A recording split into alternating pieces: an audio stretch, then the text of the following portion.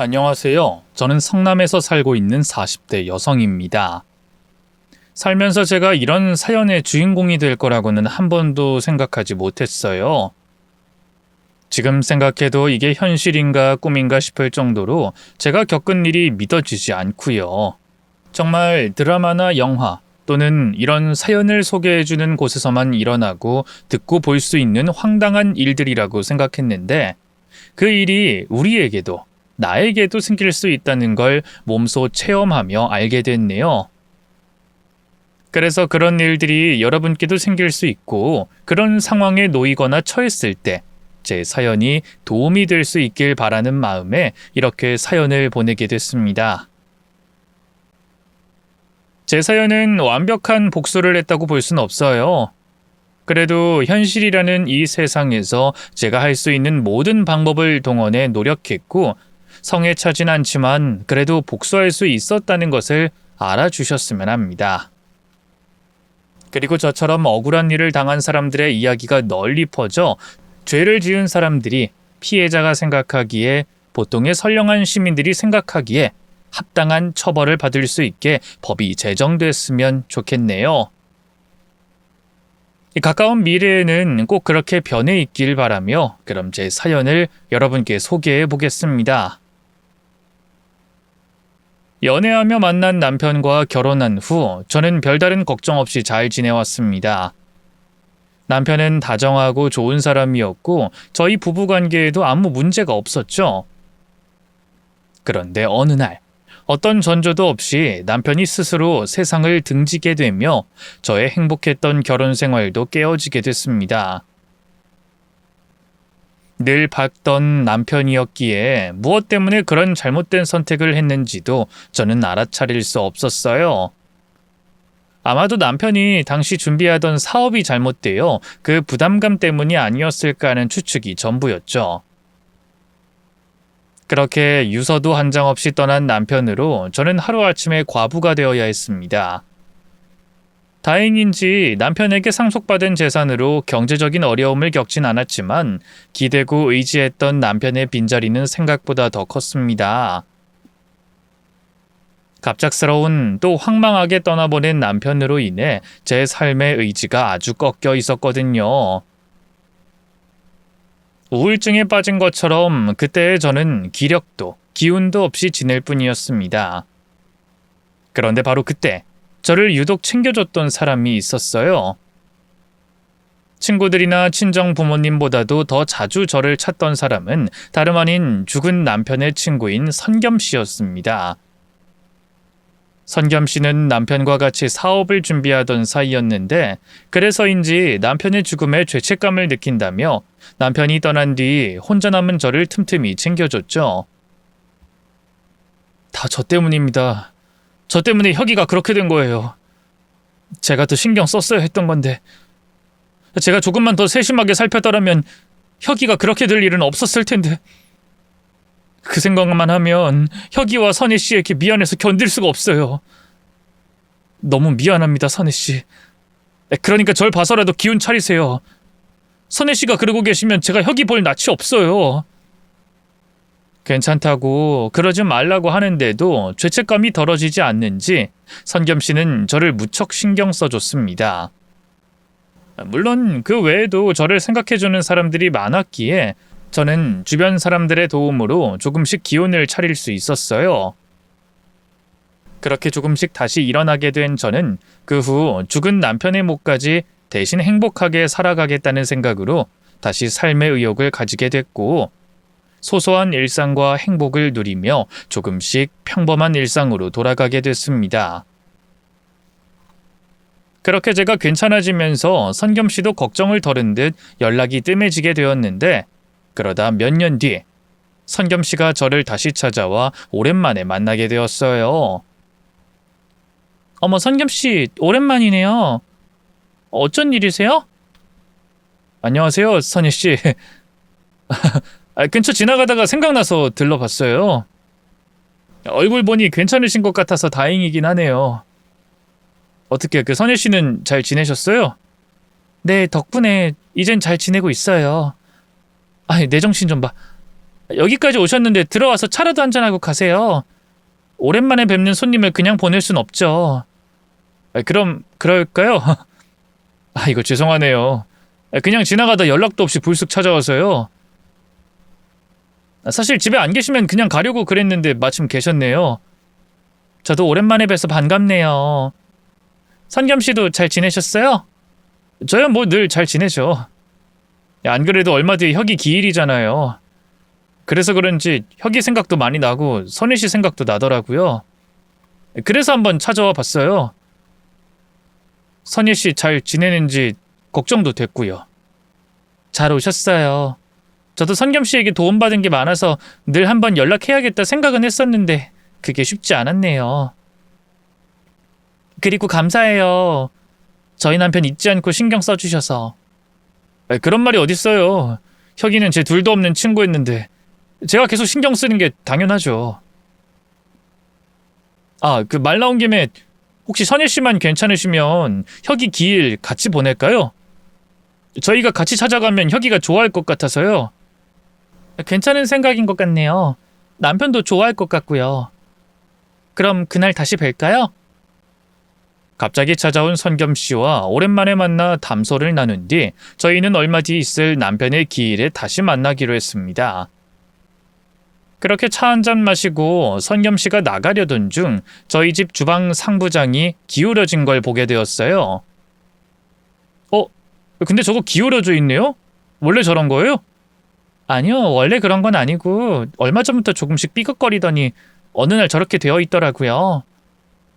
사람 불러서 고쳐야지 하다가 저렇게 두고 있네요. 에이, 저런 걸 뭘 사람까지 불러요.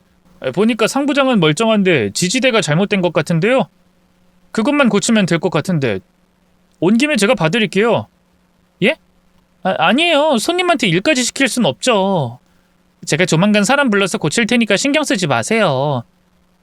이거 이러다 오늘 떨어져 버리면 어떡하시려고요. 위험해 보이는데 제가 금방 고쳐볼게요. 괜찮다는 제 만류에도 기어이 상부장을 고쳐준 선겸 씨는 그 외에도 여자 혼자라 어쩔 수 없이 방치해야 했던 집안 구석구석을 손봐주게 됐어요. 그날 이후로도 몇 주간 시간 날 때마다 집으로 찾아와 고생을 자처해준 선겸 씨가 고마울 수밖에 없었죠. 그래서 보답하고 싶었던 저는 선겸 씨에게 식사 대접을 하게 되었고 자연스레 술도 곁들이다 보니 어쩌다 깊은 속 얘기를 꺼내게 되었습니다.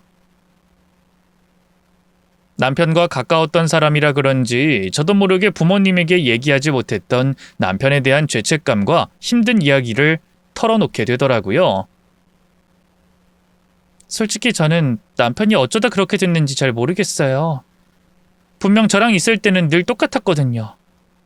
항상 웃고 다정하고 그런 사람이었는데 그래서 그 사람이 그렇게 가고 나니까 내 탓인 것 같더라고요. 같이 산다면서 그 사람 속이 어떤 줄도 모르고 웃고 있는다고 좋은 줄만 알고 있었던 제가 너무 한심하고 죄스러웠어요. 그래서 지금도 괜찮아졌다 싶다가도 아직 힘들고 그러네요. 그렇게 생각하지 마세요, 선혜 씨. 절대 선혜 씨 탓 아니에요.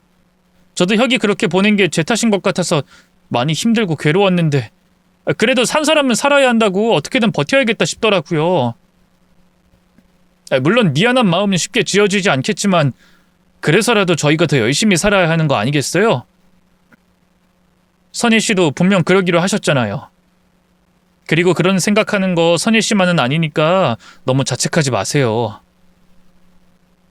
선겸 씨도 아직 남편에게 미안한 마음이 있다며 힘들어하던 제 마음을 공감해줬습니다. 그렇게 서로의 상처를 잘 알고 있던 저희는 서로를 위로해주게 됐고 그날의 일로 마음이 조금은 후련해졌던 저희는 그 뒤로도 종종 그렇게 만나 서로 마음을 털어놓기로 했어요. 혼자 끙끙거리며 싸매고 있는 것보다는 털어놓고 나면 마음의 부채가 덜어지는 것 같았거든요. 그렇게 저와 선겸 씨는 그 후로 주기적으로 만남을 가지며 남편에 대한 추억을 공유하고 일상 이야기들을 나누며 지내게 됐습니다. 그러다 보니 언젠가부터 저도 모르게 자연스럽게 선겸 씨에게 마음이 끌리게 되었어요. 선겸 씨가 혼자 사는 저를 잘 챙겨주기도 했고 비슷한 사정에 공감과 위안을 얻다 보니 사람 마음이라는 게 그럴 수밖에 없더라고요. 선겸 씨도 저와 같은 마음인 것 같았죠? 하지만 저는 남편을 생각해서 제 마음을 선뜻 고백할 수가 없었습니다. 아무래도 저나 선견 씨나 남편에 대한 죄책감이 있었고 남편의 친구와 그 아내라는 관계 때문에 저희는 서로의 속마음을 표현하지 못하고 있었거든요. 그러다 어느 날 선겸 씨가 먼저 제게 용기를 내줬고 그런 선겸 씨의 용기에 저도 용기를 내보기로 결심했습니다. 남편이 죽은 뒤에 남편의 친구와 만나는 것이 잘못을 저지른 건 아니지만 그래도 당당하고 싶었던 저는 한참을 고민한 끝에 숨길 생각 없이 가족들에게 사실을 전하기로 했어요. 그렇게 저는 친정 식구들과 전 시어머니에게 찾아가 모든 것을 솔직하게 고백하고 당당히 허락을 받아냈습니다. 그리고 그 후에 선겸 씨와 정식으로 연애를 하게 됐죠. 이미 연애 전부터 서로에 대해 잘 알고 있었던 저희는 연애를 시작한 뒤로도 별다른 부딪힘 없이 관계를 유지할 수 있었습니다. 하지만 처음부터 쉽지 않았던 저희의 특수한 관계 때문에 저희가 결혼까지는 불가능할 거라고 생각했어요. 그래서 처음에는 연애로만 만족하려 했는데 어느 날 남자친구가 결혼을 하자고 말해오더라고요. 그동안 우리도 혁이 때문에 많이 고민하고 힘들었지만 언제까지 그 죄책감에 묶여서 살 순 없는 것 같아. 우리도 더 이상 죄책감 느끼지 말고 행복해질 권리가 있잖아. 우리가 잘못한 건 없고 우리 마음을 안다면 혁이도 이해해 줄 거야. 그러니까 우리 결혼하자, 선혜야. 남편에게는 미안했지만 저도 더 이상 혼자가 아니라 가정을 꾸려 남은 생을 행복하게 살고 싶었기에 결국 프로포즈를 수락하게 됐습니다. 그렇게 결혼을 준비하며 저는 남자친구가 그동안 말하지 않았던 깊은 사정에 대해 알게 되었어요. 어릴 적 아버지 없이 가정 형편이 좋지 않았던 남자친구는 몸이 약하신 어머님을 대신해 집안의 가장이 되어야 했답니다. 그래서 어린 나이부터 집안의 가장으로 열심히 일을 하며 고생을 많이 했다고 했어요. 다행히 남자친구가 조금씩 노력한 끝에 집안 사정도 나아지고 있었는데 그런 상황에 남자친구의 여동생이 속도 모르고 사고를 치고 다녔다고 했습니다. 초등학교 나이부터 가릴 것 없이 사고를 쳤던 여동생은 오빠의 다독임과 경고에도 불구하고 오랜 방황을 하고 다녔답니다.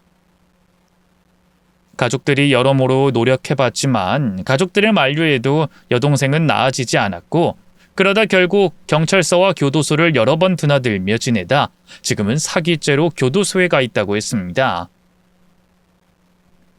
아마 선경이는 나를 많이 원망할 거야. 내가 끝까지 동생을 도와줘야 했는데 마지막엔 그러지 못했거든.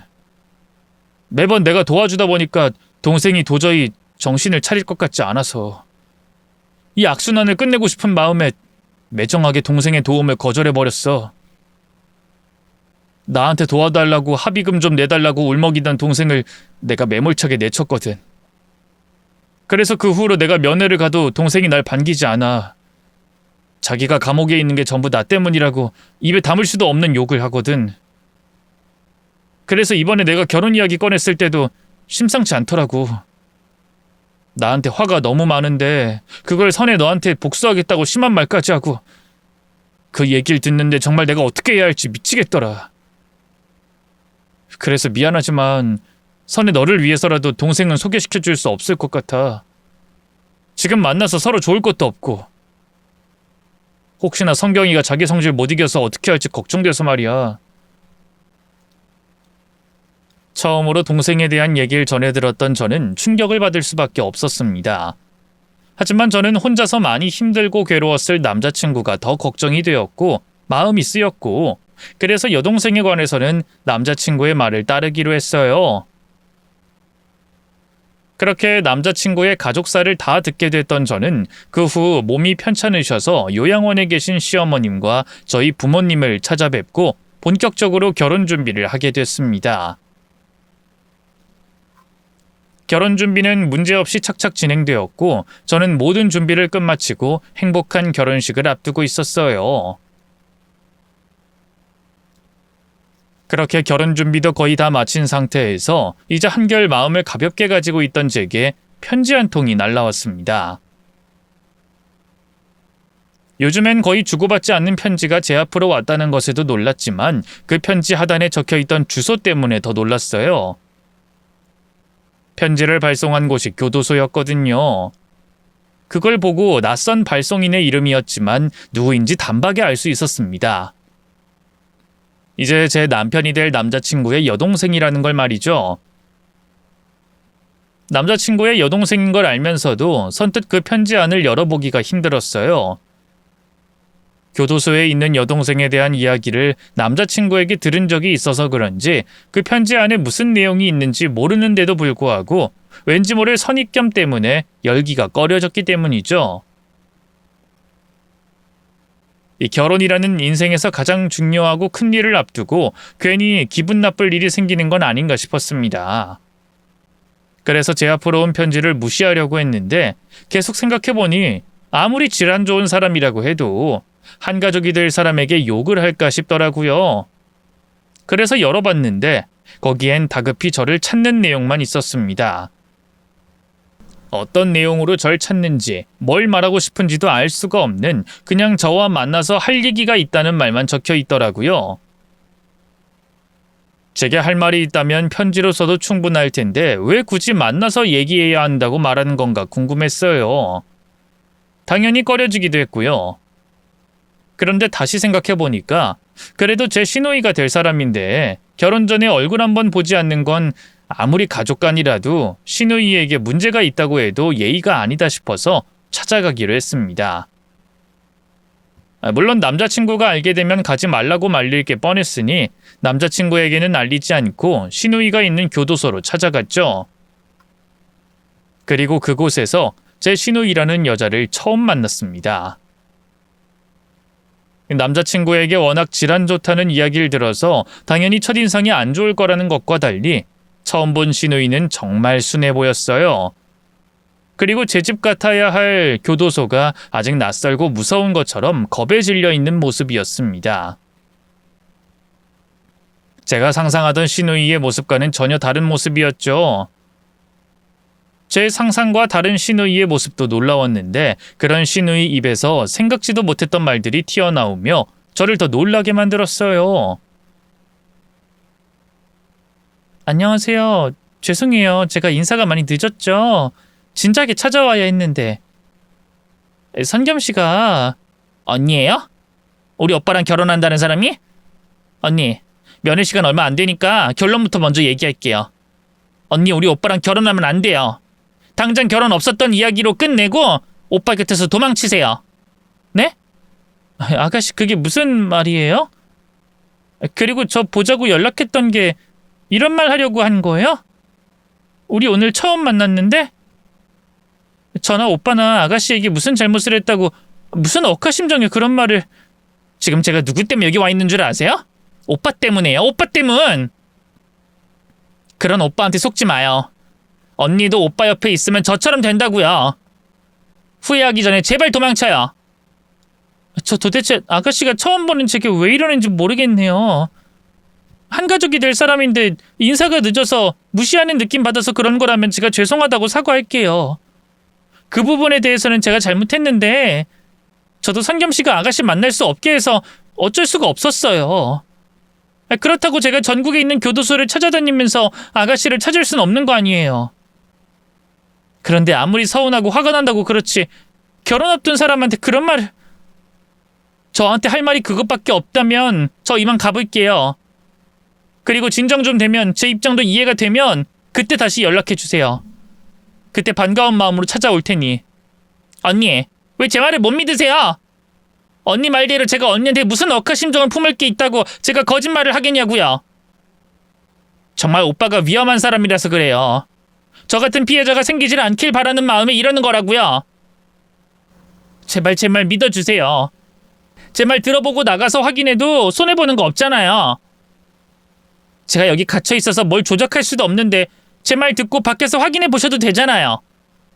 만나자마자 자기 오빠한테 속지 말라는 도망치라는 시누이의 얘기가 황당하게 들릴 수밖에 없었습니다.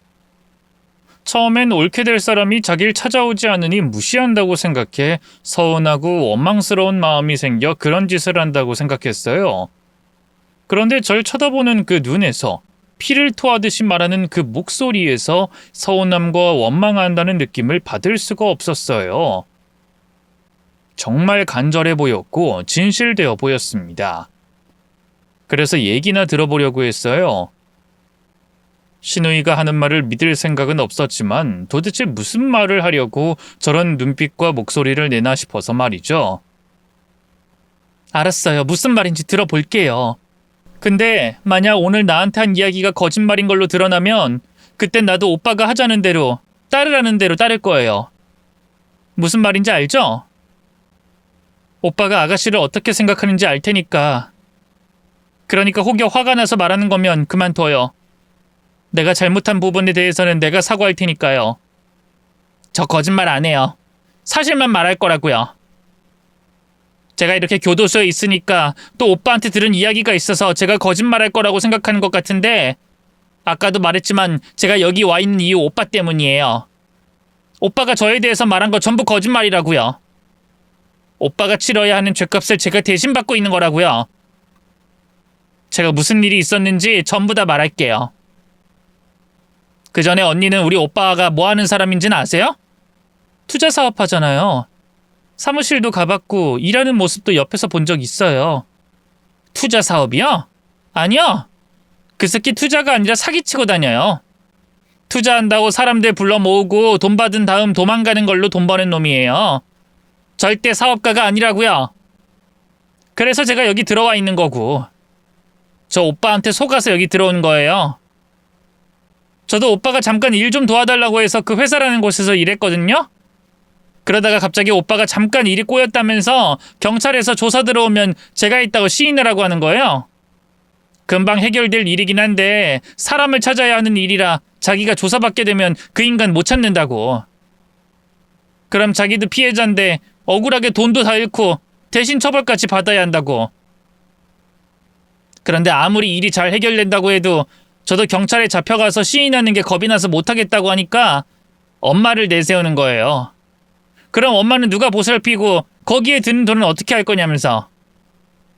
그래서 어쩔 수 없이 오빠 말을 따르기로 했어요. 분명히 일이 잘 해결된다고 했으니까. 그리고 설마 동생에게 정말 위험한 일을 대신 시킬까 싶어서 말이죠. 그런데 그 새끼가 정말 나쁜 놈이었던 거예요. 분명히 잡을 수 있다고, 사기치고 도망간 놈 잡기만 하면 끝난다고 했는데 아무리 기다려도 소식이 없는 거예요. 계속 기다려달라고 말만 하고, 거기다 경찰 측에서는 매일 증거랍시고 제 앞에 내미는 것들만 많아지고, 나중에 알고 보니까 전부 다 오빠라는 그 새끼가 저한테 죄를 뒤집어 씌우려고 했다는 걸 알게 됐어요. 애초에 사기치고 도망간 놈은 오빠였고, 저보고 일을 도와달라고 했던 것도 자기를 대신에 죄를 뒤집어 씌울 사람이 필요해서 불렀던 거였어요.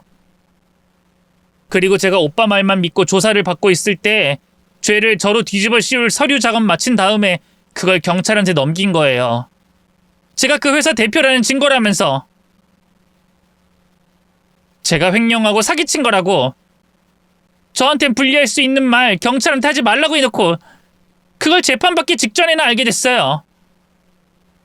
저한테 그 새끼가 고해성사하듯이 털어놓더라고요. 이번에도 또 엄마를 인질로 삼고, 그리고 전 여자친구 사이에 있었던 사건 때문에 이번에 재판에 서게 되면 100%로 징역 길게 산다고. 그러면 집안의 돈은 누가 가져다 주냐고. 몇 년째 취업 준비 중인 네가 책임질 수 있겠냐고 말이죠. 그나마 저는 초범이고 죄를 인정해서 징역을 길게 살지 않을 테니까 조금만 고생하라고 하더라고요. 근데 그 말을 듣고 누가 하지도 않은 억울한 죄를 인정하고 가만히 있을 수 있겠어요. 그래서 저도 제 억울함을 호소했죠. 제가 한 거 아니라고. 오빠라는 인간이 하라는 대로 시켰고 조작한 거라고. 근데 이미 제가 사기를 쳤다는 증거는 전부 다 완성된 상태니까 뭘 어떻게 할 수가 없더라고요. 가족인 오빠가 함정을 파고 날 속이기까지 했으니 도와줄 사람도 없었고, 그래서 이렇게 제가 오빠 대신 죄를 뒤집어 쓰고 형을 살고 있는 거예요. 그리고 오빠는 어떻게든 언니랑 나를 못 만나게 하려는 거고. 그 인간 그런 놈이에요. 그리고 절대 저로 안 끝나요.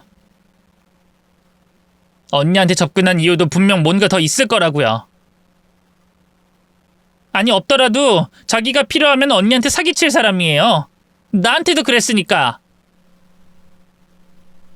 도대체 무슨 말을 하는 거예요? 그 사람이 사기꾼이라니. 가족한테 죄를 뒤집어 씌울 생각을 했다니 말이 안 되잖아요. 너무 허무맹랑한 소리잖아요. 가족도 속인 놈이에요. 나도 오빠라는 놈이 사기꾼일 거라고는 생각도 못했다고요. 그런데 가족 속인 놈이 결혼할 사람이라고 안 속이겠어요? 사기치지 않겠어요?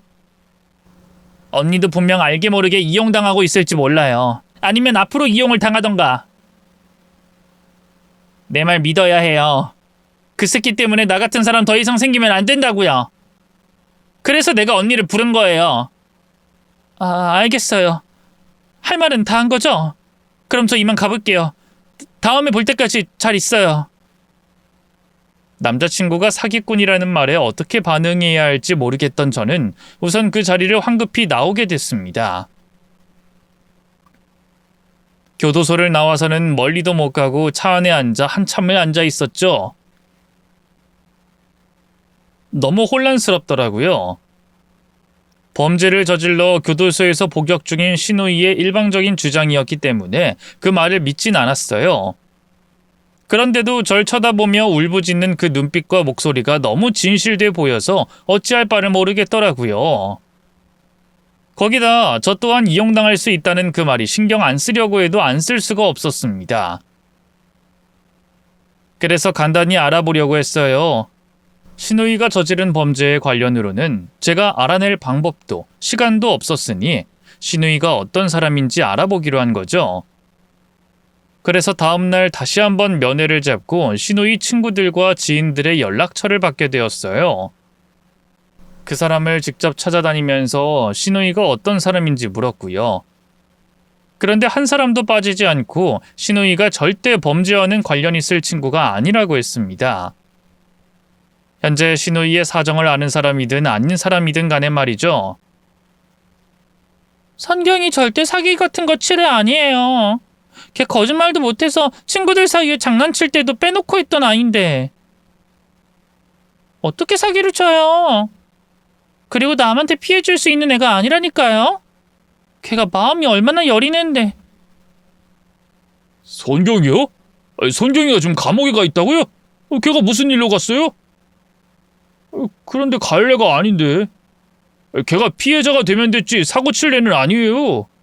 학교 다닐 때도 성적은 보통이지만 맨날 책만 붙잡고 있던 애였고 몇 년 전에 봤을 때도 취업 준비한다고 독서실에서만 지낸다고 들었는데. 거기다 성경이네 형편이 어렵고 어머님도 몸이 안 좋으셔서 엄청 몸살이던 친구였어요.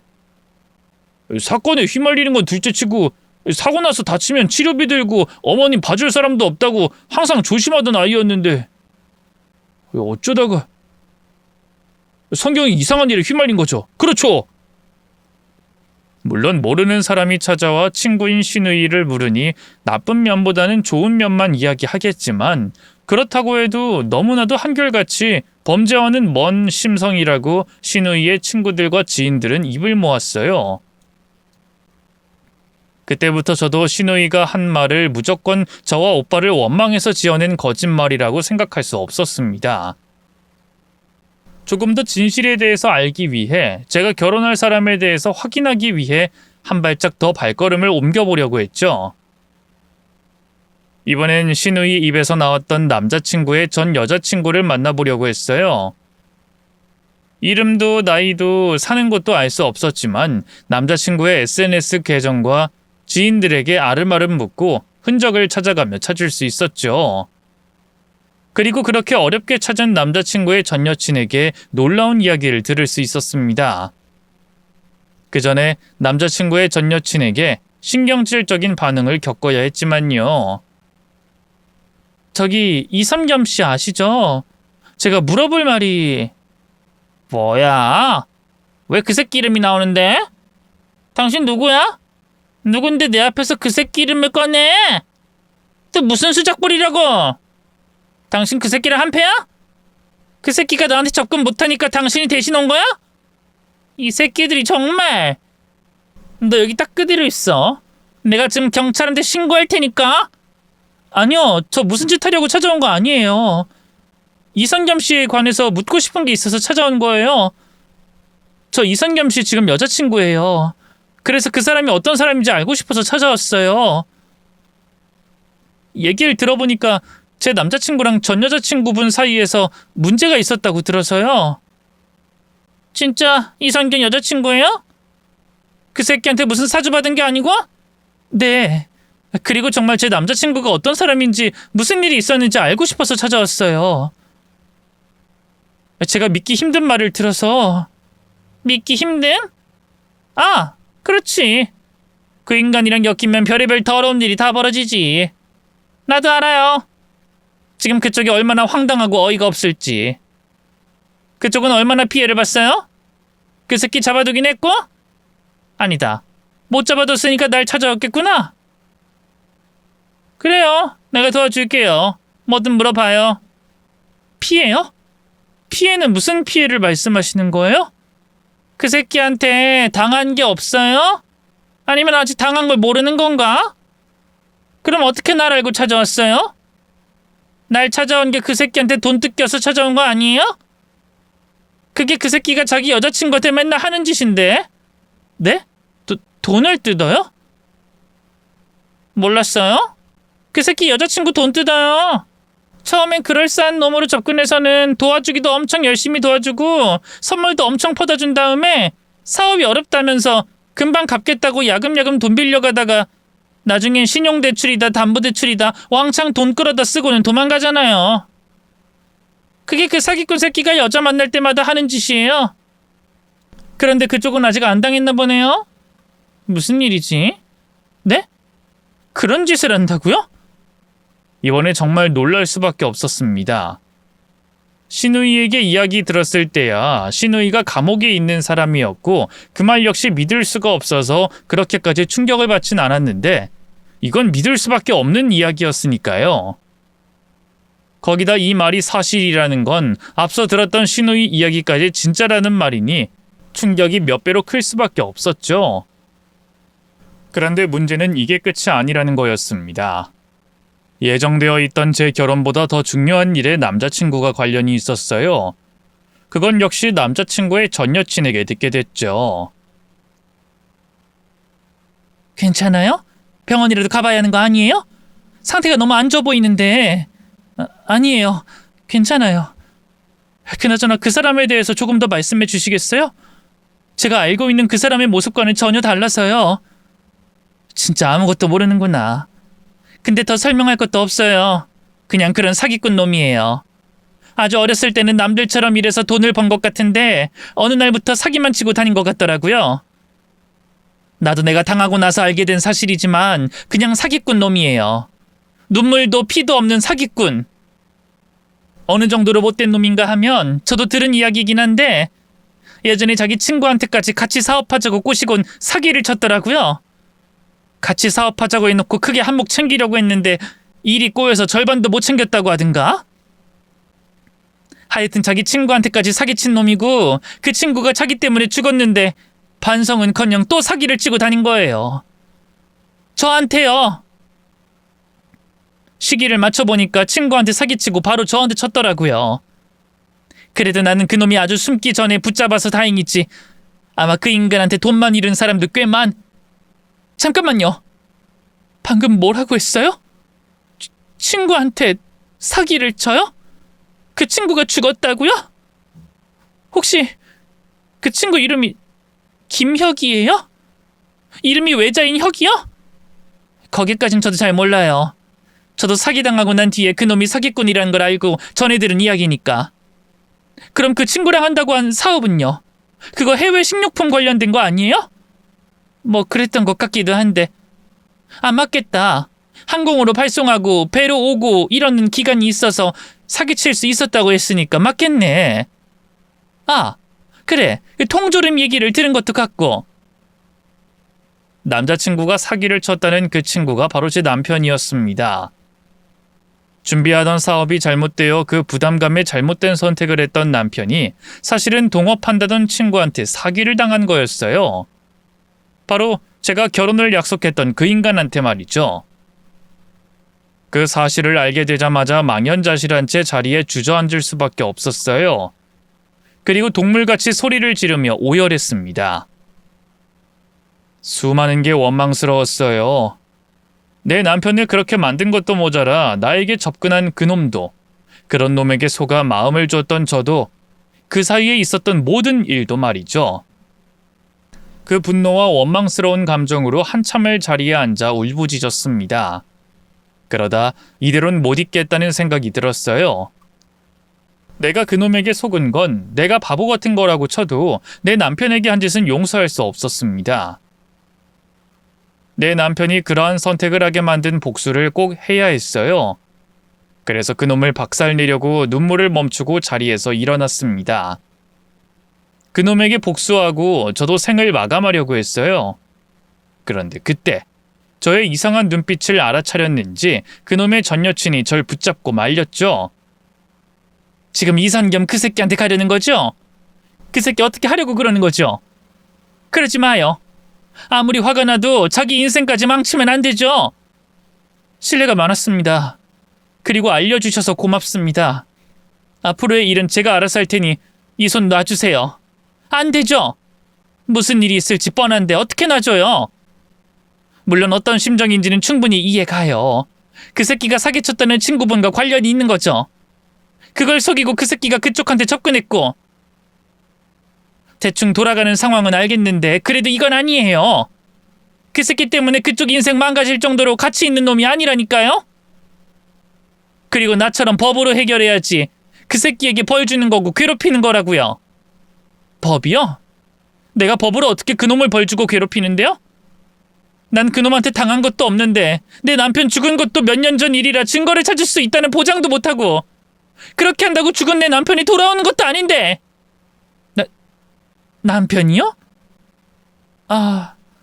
전 여친 역시 그놈에게 사기를 당해 잘못된 선택을 한 친구가 제 남편이라는 걸 알게 되자 더 이상 절 막아세우지 못했습니다.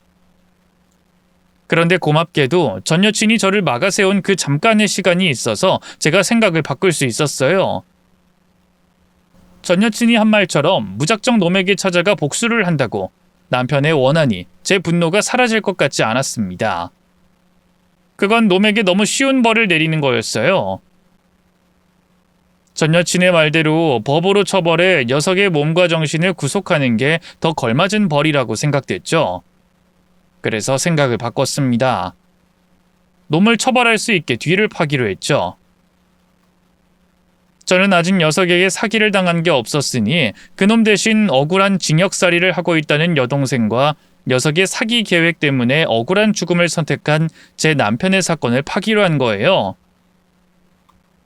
거기서 녀석의 죄를 입증할 수 있는 증거를 찾아낸다면 녀석에게 벌을 줄 수 있었으니까요.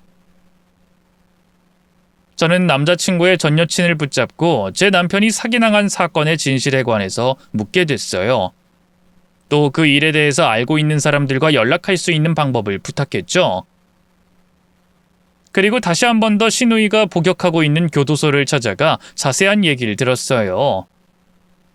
놈에게 복수하기 위한 조사를 시작한 거죠.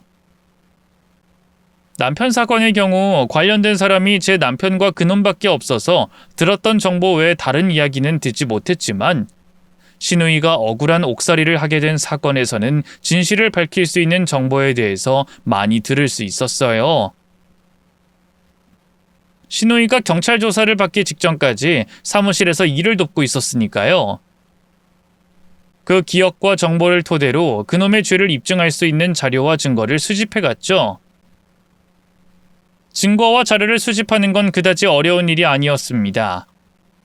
그놈이 제가 아무것도 모르는 줄 알고 방심하고 있어서 놈이 휴대폰이건 노트북이건 언제든지 자유롭게 확인할 수 있었고, 회사 사무실 역시 제게 안정적인 회사인 척 속이려고 전부터 절 자주 데리고 갔으니 왕래가 자유로웠거든요.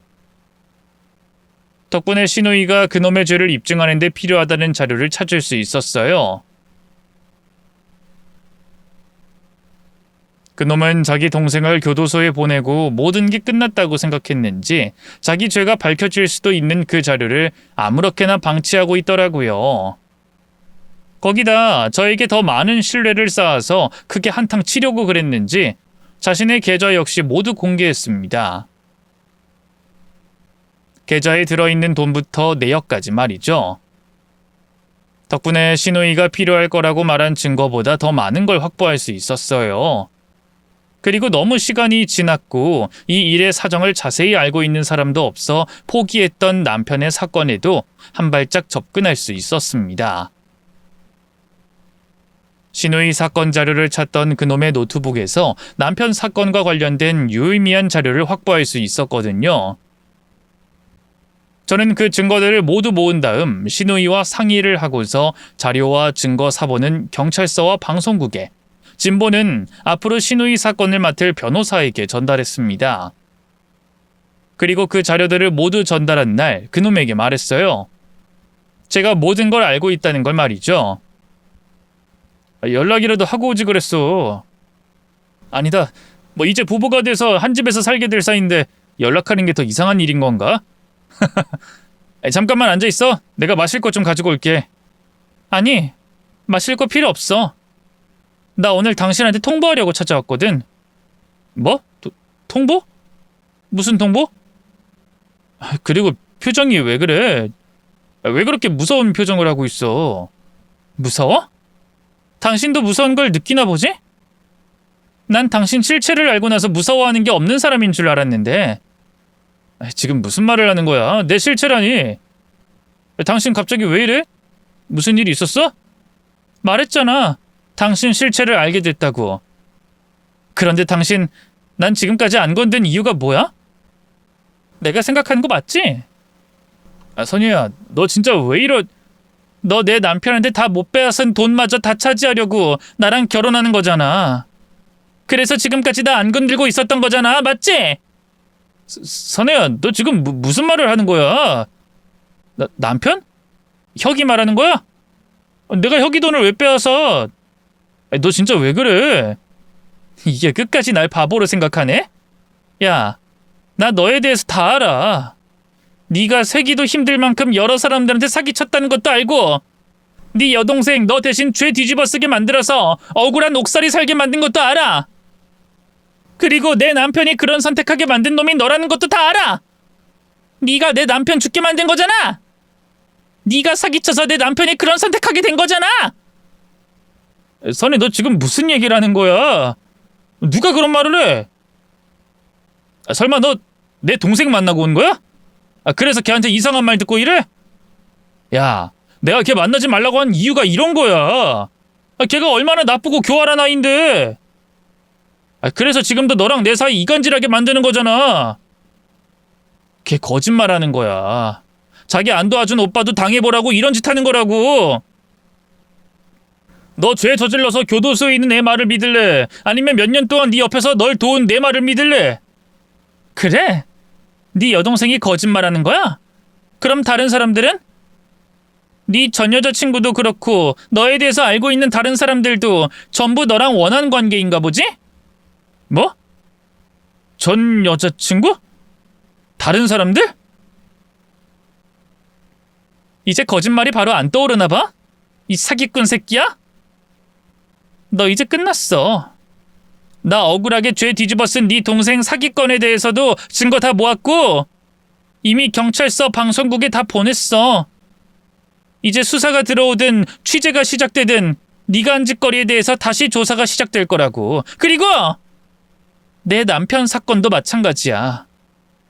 그러니까 네가 죽게 만든 내 남편의 복수 내가 꼭 할 거라고! 뭐? 자료를 보내? 야, 너 미쳤어? 너 지금 나 몰래 내 사무실 내 컴퓨터 뒤졌다는 거야? 너 그게 무슨 짓인지 알아? 너 범죄 저지른 거야, 범죄! 내가 신고하기 전에 얼른 그 자료들 내놔. 자료들 내놓으라고! 그거 아직 안 보냈을 거 아니야? 너 나한테 협박하는 거잖아! 협박 같은 소리 하고 있네.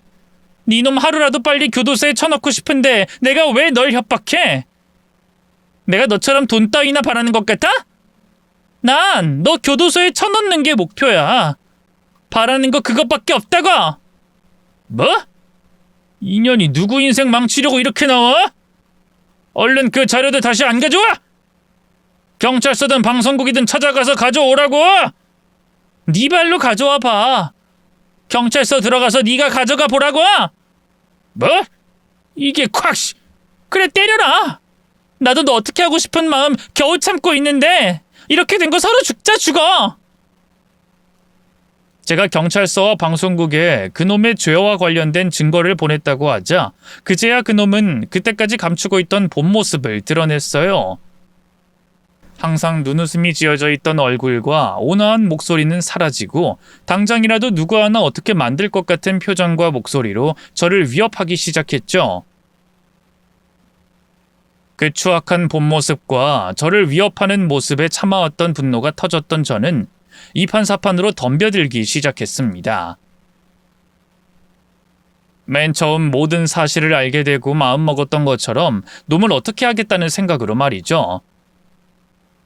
이 싸움이라는 게 기세가 반이라는 말처럼 더 이상 잃을 게 없다고 생각한 저는 소극적으로 대응하는 남자친구를 잡아먹을 것처럼 물고 뜯고 때렸어요. 야, 그만해! 그만하자고! 나 너랑 더는 볼 일 없으니까 잊지 말고 가라고! 볼 일이 없어? 왜? 내 돈 이제 못 듣게 생겼으니까? 근데 그건 네 사정이고 나는 다르지. 나는 너한테 아직 볼 일이 있지? 네가 우리 남편 그렇게 만들었잖아. 너 때문에 내 남편이 억울하게 간 거 아니야? 그 복수 내가 마저 해야지. 교도소 보내는 것만으로는 내 속이 덜 풀리지? 아이씨, 이거 좀 놓으라. 아파. 아프다고. 야이씨, 너 개야? 왜 사람을 사람 살려! 사람 살려! 여기 사람 좀 살려줘요! 여기요! 이제 경찰 조사를 받게 되고 놈이 처벌을 받으면 제가 직접적으로 할 수 있는 복수가 더 이상 없었기에 그때 어떻게든 남편이 겪었던 고통을 되갚아주고자 죽기 살기로 놈을 물어뜯었어요. 놈은 누가 봐도 이성을 잃은 제 모습에 겁을 먹었고 제가 몸 이곳저곳을 물고 뜯자 고통스러워하며 아파트 주민들에게 도움을 요청했습니다. 그래서 결국 경찰이 출동했고 놈을 끝까지 물고 있으려던 저를 떼어놨죠. 이후 경찰 조사를 받게 되었어요. 저는 제 억울함을 토로하며 그렇게 물고 뜯어서 제 남편의 억울함을 풀어야 했다는 걸 경찰에게 밝혔지만 이번 폭행 사건과는 관련이 없다며 처벌을 받았습니다. 그놈 역시 쌍방으로 처벌받게 되었고요. 비록 처벌을 받긴 했지만 그래도 제 손으로 놈을 두들겨 팰 수 있어서 남편의 복수를 직접적으로 조금은 할 수 있어서 괜찮았어요. 그리고 제 진짜 복수는 그놈과 관련된 두 사건의 진실을 밝히는 거기 때문에 더한 복수를 하지 못해도 아쉽지 않았습니다. 저는 두 사건이 명명백백하게 밝혀져 그놈이 합당한 처벌을 받기만을 기다리고 있었죠. 그리고 1년 반이 넘게 기다려 어느 정도 그 결과에 윤곽이 잡히기 시작했습니다. 우선 신우이가 죄를 뒤집어 쓴 사건의 경우 제가 모은 자료와 경찰에서 그 자료를 가지고 조사한 결과 억울한 신우이의 누명과 그놈의 죄를 밝힐 수가 있었어요. 1심에서 긴 형량을 받게 됐죠. 원래 사기죄 처벌은 금액이 아무리 커도 길지가 않은데 처벌을 피하려고 다른 사람에게 죄를 뒤집어 쓰여온 일과 이전에 있었던 동일 전과가 더해지며 본래 받을 사기 처벌보다 더 긴 형을 받게 되었습니다. 물론 그놈 측에서는 이를 인정하지 않는다며 항소를 했고요. 그런데 결국엔 1심 그대로의 형 판결을 받거나 그보다 조금 줄게 된 형을 살게 될 거라고 해서 불안해하거나 초조하게 생각하진 않습니다. 그리고 그놈을 처벌할 수 있다는 데 만족했는데요. 그건 제 남편 사건 때문이기도 해요. 남편 사건의 경우 사건을 증명하는 자료 자체가 부족했고 그 일로 제 남편이 잘못된 선택을 하게 됐다는 인과관계가 인정되지 않아서 사기 사건과 관여죄로 인정이 되질 않았습니다. 안타까운 현실이지만 저도 어느 정도 예상은 하고 있었던 상황이라 현실을 인정할 수밖에 없었어요. 다만 현실을 인정한 것과 달리 제 마음은 복잡할 수밖에 없었죠. 그런 상황에서 예비 신우이의 누명을 벗기고 그놈에게 벌을 내릴 수 있다는 건 그나마 제게 위안이 되었어요. 물론 아직 최종심까지 길고 긴 싸움이 남아있지만 말이죠. 지금 내려진 형 역시 제가 생각하기에는 너무 짧지만 그래도 더 이상 줄지 않고 판결난 형 그대로 처벌을 받았으면 합니다. 그리고 인사말과 함께 말씀드렸던 것처럼 이와 비슷한 일에 대해서 사람을 기만하고 한 가정을 파괴하고 사람의 마음까지 짓밟는 범죄에 관해서 더 높은 형량과 처벌을 내릴 수 있길 법이 제정되었으면 하네요. 마지막으로 여러분께서는 항상 조심하시고요. 이런 일이 혹시라도 생기지 않으셨으면 합니다. 예비 시누이가 제게 말했던 것처럼 이런 범죄와 관련해서 더 이상의 피해자가 생기지 않았으면 좋겠네요. 그럼 저는 이만 글을 마무리하고 돌아가 보겠습니다. 지금까지 시청해 주셔서 감사합니다.